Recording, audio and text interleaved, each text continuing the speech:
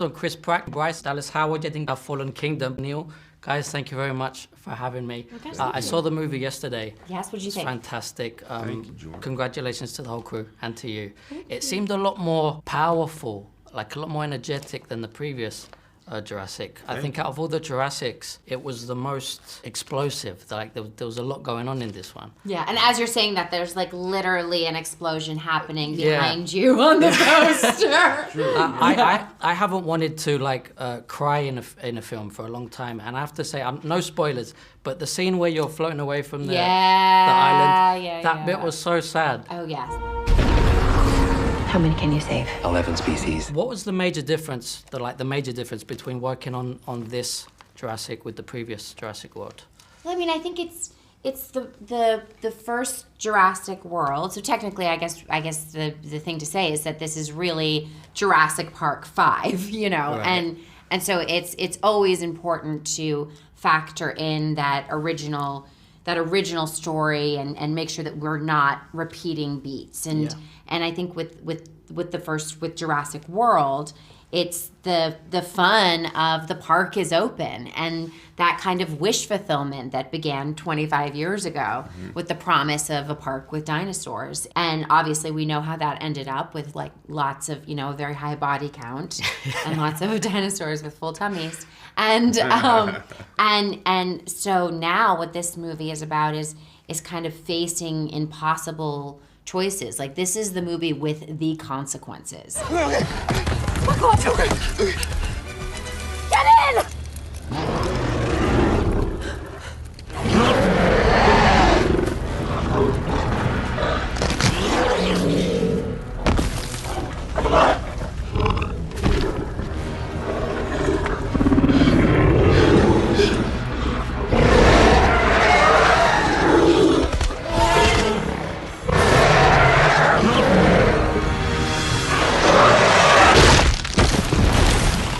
It's no longer just about trying to survive. It's about needing to protect these dinosaurs and make sure that a mass extinction event doesn't happen again. Especially with your character changed a lot in this one. Yes, she's got the dinosaur protection group and she's committed to that, and so it's pretty fun. Intense.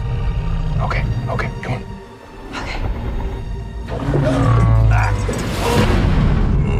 Are you okay? I'm okay. So you've both gone from like roles on TV to major Hollywood blockbuster movies. When you're in these kind of movies, do you feel a certain pressure or is it all pleasure? I think that there's the right combination of both pressure and pleasure. I mean, we have the privilege of playing for a living. We do a job that a lot of people would love to be able to do, and a lot of people try to do, and very few are fortunate to be able to do. Yeah. So there is that joy of being able to just, live sort of a dream job, but there's also pressure especially with a movie like this. It's a franchise. It's beloved by generations, including us. I mean, we were fans of this film before we were ever actors, and so you do feel a bit of pressure, but I think pressure is a good thing, Yeah. Pressure, a deadline when you're creating something. It's important to have like a release date and say, well, we better get something good for the fans before it comes out, What was your favorite filming day and maybe your worst filming day, like during the actual scenes? Oh. Well, I mean, I would say for me, there were many days that were just sort of like iconically fun. There were many moments while we were making this movie that were just awesome that I will truly never forget. But like riding on the back of a T-Rex and the whole water sequence was so awesome. Yeah, that was great. Were there any scenes that were just like a total nightmare? There are days where it's really challenging and like maybe sometimes the weather will get a little nightmarish. Yeah. Like that's maybe the trick in nature. When nature just is like, you thought you were in charge. That's right. Yeah. My favorite days were when we were in Hawaii. I mean, as much as I truly love our British crew that we had and our stage work we did in London was a lot of fun. It was great to be in Pinewood. There's something pretty magical about being on the island Oahu and being at Kualoa Ranch, and you know, it just feels nice, and it feels right. Like Jurassic. Yeah.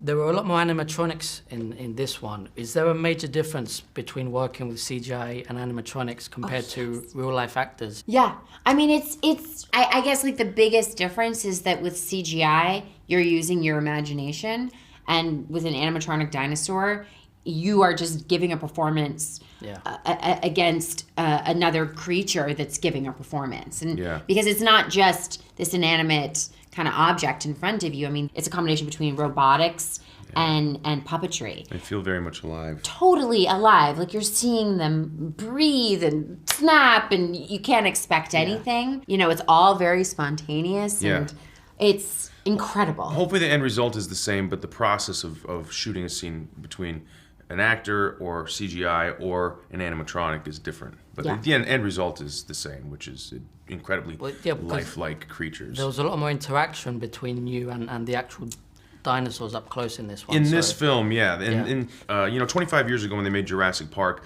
they were contemplating how they were going to make these animals run across a screen or run across a field, and they had stop motion animation was what was originally going to be the plan, and then they saw what computer CGI can do, and that's the direction that they went in. So anytime you have an animal flying through the sky or running across a screen, it just is going to look better animated. But when you have something close up that's subdued, as these animals are for a good portion of the film, we need to physically it's better for the actors, and it's actually even less expensive than it's just better all around for production. So like I prefer CG, but it just you can't make a robotic puppet run at 60 miles an hour or fly overhead. So you prefer animatronics? I prefer animatronics. Yeah. You said I prefer CG.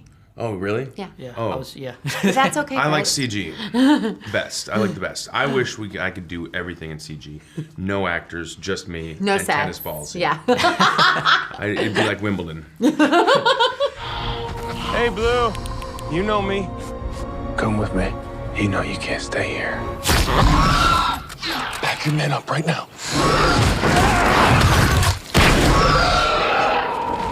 How important is it to keep a good relationship offset between yourselves and also with the writers and the directors and producers? I think what's incredible is the gift of when there is an organic kind of like relationship and teamwork and friendship with the people that you're working with. You hear stories about people that are really difficult to work with, and from time to time you experience that, but for the most part, people in the business who succeed, part of the value they bring is an ability to collaborate and play well with others. I think that's a big part of it. It's really a social business, and I mean you can have a reputation for being a dick, and then before long people are like, yeah, we could hire him, or we could hire someone else who's not as much of a dick, and they usually go with the latter.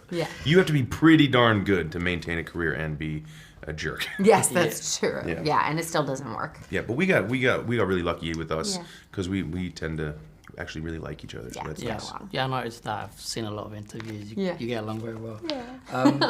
Do you remember the first time you saw a dinosaur? First time you see them, it's like a miracle. You read about them in books, you see the bones in museums, but you don't really believe it. They're like myths. And then you see the first one alive. Do you feel like your methods on set of the movie were aligned with dinosaur rights? Which is me trying to be funny with an animal. I think, you know what though? What was really interesting was when we were talking about this movie and some of the themes within this film, and with my character Claire, she's created the Dinosaur Protection Group.